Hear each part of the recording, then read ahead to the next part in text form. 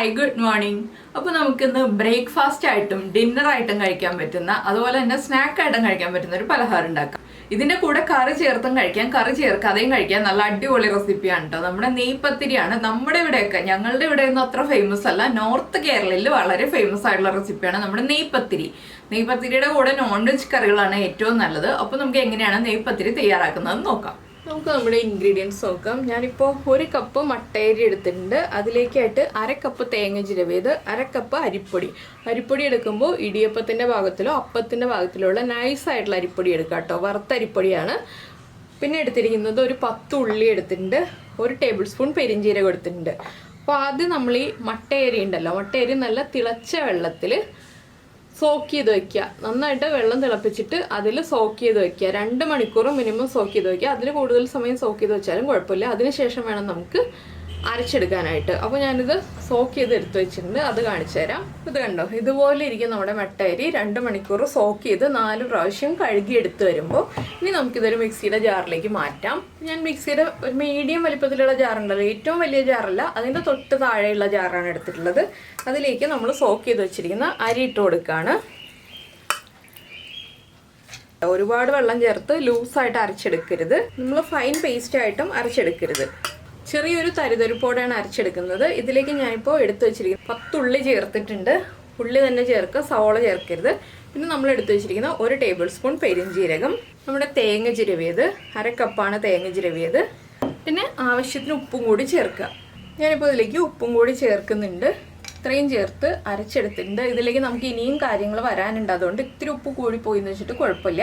അപ്പോൾ ഇത് തരിതരിപ്പായിട്ട് അരച്ചെടുക്കുക, ഫൈൻ പേസ്റ്റ് ആവരുത്. ഞാൻ വെള്ളം ഇപ്പോൾ ചേർത്തിട്ടില്ല.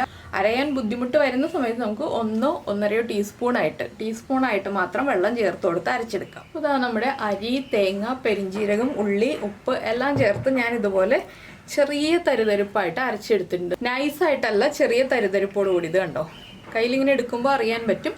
ഈ ഒരു ഭാഗത്തിൽ അരച്ചെടുത്തിട്ടുണ്ട്. ഇനി ഇത് നമുക്ക് കുറച്ച് ടൈറ്റാക്കി എടുക്കണം. ഒരുപാട് ടൈറ്റല്ല, ഒരുപാട് ലൂസും അല്ലാത്ത രീതിയിൽ നമുക്കിതൊന്ന് മാവ് കുഴച്ചെടുക്കണം. അതിനായിട്ട് നമ്മൾ എടുത്തു വെച്ചിരിക്കുന്ന അരിപ്പൊടി ഉണ്ടല്ലോ, അത് കുറച്ചായിട്ട് ചേർത്ത് മിക്സ് ചെയ്തെടുക്കണം.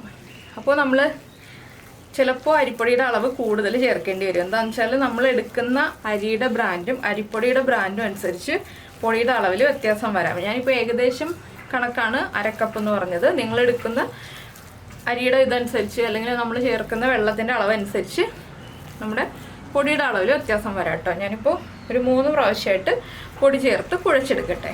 അതിന് ശേഷം ഞാൻ കറക്റ്റ് പാകം കാണിച്ചു തരാം. അപ്പോൾ നമ്മൾ നമ്മുടെ പൊടി നല്ല സോഫ്റ്റായിട്ട് കുഴച്ചെടുത്തിട്ടുണ്ട്. 2 ടേബിൾ സ്പൂണും കൂടി അരിപ്പൊടി ചേർത്താണ് ഞാൻ കുഴച്ചെടുത്തത്. ഇതുപോലെ സോഫ്റ്റായിട്ട് ഞാൻ കുഴച്ചെടുത്തിട്ടുണ്ട്. പിന്നെ നമ്മൾ ഇതിനി ബോൾസ് ആക്കി എടുക്കുക. അതാ ഒരു വലിയ നാരങ്ങ വലുപ്പത്തിൽ ബോൾസ് ആക്കി എടുക്കുക. ഇത്രയും വലിപ്പമെങ്കിലും ഉള്ള ബോളായിട്ട് എടുക്കുക. ഇത് നിങ്ങളുടെ കയ്യിൽ വെളിച്ചെണ്ണ ഉണ്ടല്ലോ, വെളിച്ചെണ്ണ പൊട്ടിച്ച പാക്കറ്റ് ഉണ്ടെങ്കിൽ വെളിച്ചെണ്ണയുടെ പാക്കറ്റിൽ പരത്തിയെടുക്കാം. ഇല്ലാന്നുണ്ടെങ്കിൽ ഇതാ ഇതുപോലൊരു പ്ലേറ്റ് എടുക്കുക. പ്ലേറ്റിൻ്റെ ഉള്ളിൽ ഞാനിപ്പോൾ ഒരു പ്ലാസ്റ്റിക് കവർ വെച്ചിട്ടുണ്ട്. ഇതിൽ 2 സൈഡിലും എണ്ണ തടവിയിട്ടുണ്ട്. ഇതിലേക്ക് നമുക്ക് ഈ ഒരു ബോൾ വെച്ച് കൊടുക്കാം. സെൻറ്ററിൽ വെച്ച് കൊടുക്കുക. സെൻറ്ററിൽ വെച്ചതിന് ശേഷം നമുക്ക് കുറച്ച് അടിഭാഗം ഇതുപോലെ പരന്നിരിക്കുന്ന കട്ടിയുള്ള ഒരു പാത്രം എടുത്തിട്ട് ഒന്ന് പ്രസ് ചെയ്ത് ഇങ്ങനെ ഒന്ന് പ്രസ് ചെയ്ത് വെച്ച് കൊടുക്കുക. അപ്പോൾ അത് നന്നായിട്ട് പരന്നു വരും. കുറച്ച് തിക്നെസ്സോടുകൂടി പരത്തിയെടുക്കുക കേട്ടോ, നൈസായിട്ട് പരത്തിയെടുക്കരുത്. അതിനുശേഷം നമുക്ക് ഇങ്ങനെ തന്നെ വയ്ക്കാം. എണ്ണ ചൂടാക്കിയതിന് ശേഷം നമ്മളിത് കയ്യിലേക്ക് എടുക്കുക. ഞാനിപ്പോൾ കൈ ഒന്നും കഴുകിയിട്ടില്ല, കൈ കഴുകിയിട്ട് ഞാനിത് കയ്യിലേക്ക് എടുക്കുന്നത് കാണിച്ചു തരാം. അപ്പോൾ നമ്മുടെ എണ്ണ ചൂടായിട്ട് മാത്രം നമ്മൾ കയ്യിലേക്ക് എടുക്കാൻ പാടുള്ളൂ. ഇപ്പോൾ ഇതുപോലെ തന്നെ വയ്ക്കുക. നമ്മൾ എണ്ണയുള്ള കവറിലാണ് പരത്തുന്നതെങ്കിലും നമ്മൾ കയ്യിലേക്ക് എടുക്കരുത്. കയ്യിലേക്ക് എടുത്ത് ഷേപ്പ് മാറിപ്പോരുത്. എണ്ണ നന്നായിട്ട് ചൂടായി വന്നിട്ടേ നമ്മൾ പൊരിച്ചു കോരാൻ പാടുള്ളൂ. ഇപ്പോൾ തന്നെ എണ്ണയിലേക്ക് എടുത്ത് ഇടാൻ പാകത്തിൽ കയ്യിലെടുത്ത് വെക്കരുത്. ബോൾസ് പരത്തി വെക്കരുത്. ബോൾസ് ഉരുട്ടി വെച്ചോളൂ, ഡ്രൈ ആയി പോകാതെ ശ്രദ്ധിക്കണം.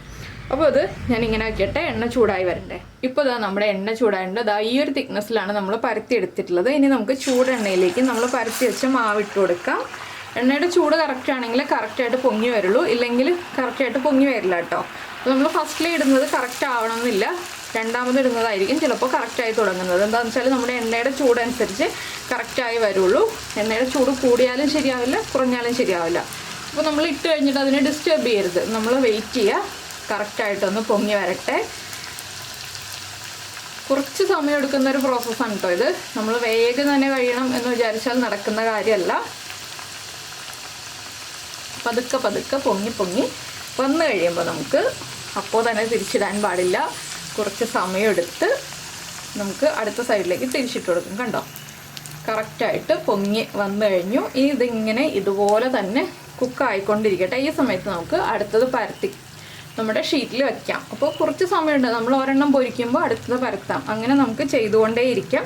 പരത്തി വെച്ചിട്ട് വെയിറ്റ് ചെയ്യാം. അപ്പോൾ നിങ്ങൾ ഇങ്ങനെ ഒരു പത്തിരി ഉണ്ടാക്കിയിട്ടില്ലെങ്കിൽ, ഇത് കണ്ണൂർ മലപ്പുറം ഭാഗങ്ങളിലൊക്കെ നമ്മുടെ നോർത്ത് കേരളത്തിൽ നെയ്പത്തിരി എന്നാണ് പറയുന്നത്. അപ്പോൾ നിങ്ങളിങ്ങനെ ഉണ്ടാക്കി നോക്കിയിട്ടില്ലെങ്കിൽ ഉറപ്പായിട്ടും ഉണ്ടാക്കി നോക്കിക്കോളൂ. ഇത് കുറച്ച് സമയം എടുക്കും അടിഭാഗം മൊരിഞ്ഞു വരാനായിട്ട്. അപ്പോൾ അടിഭാഗം മൊരിഞ്ഞു വരുന്നത് വരെ നമുക്ക് വെയിറ്റ് ചെയ്തിട്ട് ഈ സൈഡ് തിരിച്ചിട്ട് കൊടുക്കാം. അപ്പോൾ തീരെ നൈസായിട്ട് പരത്തരുത്, നല്ല കട്ടിയിലും പരത്തിയെടുക്കരുത്. നമ്മുടെ വെളിച്ചെണ്ണ പത്തിരി പൊരിക്കുന്ന പോലെ അത്രയും കട്ടിയിലും പൊരിച്ചെടുക്കരുത്. അപ്പോൾ ഇതൊന്ന് അടിഭാഗമൊക്കെ ബ്രൗൺ ഷെയ്ഡായിട്ട് വരട്ടെ. അതുവരെ നമ്മൾ വെയിറ്റ് ചെയ്യുക. ഇട്ടിട്ട് ഉടനെ തന്നെ തിരിച്ചിടരുത്. ഒരു അരമിനിറ്റോളം വെയിറ്റ് ചെയ്യാം. ഇനി നമുക്ക് അടുത്ത സൈഡിലേക്കൊന്ന് തിരിച്ചിട്ട് കൊടുക്കാം. അപ്പോൾ ഇതുണ്ടോ, ഈ ഒരു കളർ ഷെയ്ഡായി വന്നിട്ടുണ്ട്. ഇനിയിപ്പോൾ നമുക്ക് ആ സൈഡും ഒന്ന് കളർ മാറി വരുന്നത് വരെ വെയിറ്റ് ചെയ്യാം. ഇതാ കണ്ടോ, നമ്മുടെ പത്തിരി മൊരിഞ്ഞ് വന്നിട്ടുണ്ട്. അപ്പോൾ ഇതുപോലെ ഞാൻ എല്ലാം ഉണ്ടാക്കിയെടുക്കട്ടെ. അതിന് ശേഷം നമുക്ക് കാണാട്ടോ എങ്ങനെയുണ്ടെന്നുള്ളത്. അപ്പോൾ നമ്മുടെ നെയ്പത്തിരിയൊക്കെ ഇതാ റെഡി ആയി വന്നിട്ടുണ്ട്. ഒരു പ്ലേറ്റ് നിറയുണ്ട് കേട്ടോ, ഇനിയുണ്ട് 2 എണ്ണവും കൂടി. അപ്പോൾ ഞാൻ ഇത്രേ വെച്ചിട്ടുള്ളൂ. അപ്പോൾ എന്തായാലും നിങ്ങളെല്ലാവരും ഉണ്ടാക്കി നോക്കുക. ഉണ്ടാക്കിയിട്ടില്ലെങ്കിൽ ഇതിൻ്റെ കൂടെ കഴിക്കാനൊന്നും വേണ്ട, ചായയുടെ കൂടെ വെറുതെ കഴിച്ചാൽ മതി. പിന്നെ നമുക്ക് വേണമെന്നുണ്ടെങ്കിൽ ചിക്കൻ കറിയുടെയോ ബീഫ് കറിയുടെയോ ഒക്കെ കൂടെ കഴിക്കാം. വെറുതെ 4 മണി ചായക്ക് കഴിക്കാൻ പറ്റുന്ന ഒരു പലഹാരമായിട്ടാണ് ഞാനിപ്പോൾ ഉണ്ടാക്കിയിട്ടുള്ളത്. നിങ്ങൾക്ക് കറിയുടെ കൂടെ ചേർത്തിട്ട് ഡിന്നറായിട്ട് കഴിക്കാം, ബ്രേക്ക്ഫാസ്റ്റ് ആയിട്ട് കഴിക്കാം. അങ്ങനെ മൾട്ടി ടൈമിൽ കഴിക്കാൻ പറ്റുന്ന ഒരു റെസിപ്പിയാണ്. അപ്പോൾ എന്തായാലും എല്ലാവരും ട്രൈ ചെയ്ത് നോക്കുക. പിന്നെ നമ്മുടെ ചാനൽ ആദ്യമായിട്ട് കാണുകയാണെങ്കിൽ നമ്മുടെ വീഡിയോ പ്രസൻറ്റ് ചെയ്യുന്ന രീതിയൊക്കെ ഇഷ്ടമായി എന്നുണ്ടെങ്കിൽ ഒന്ന് സബ്സ്ക്രൈബ് ചെയ്ത് സപ്പോർട്ട് ചെയ്യണേ.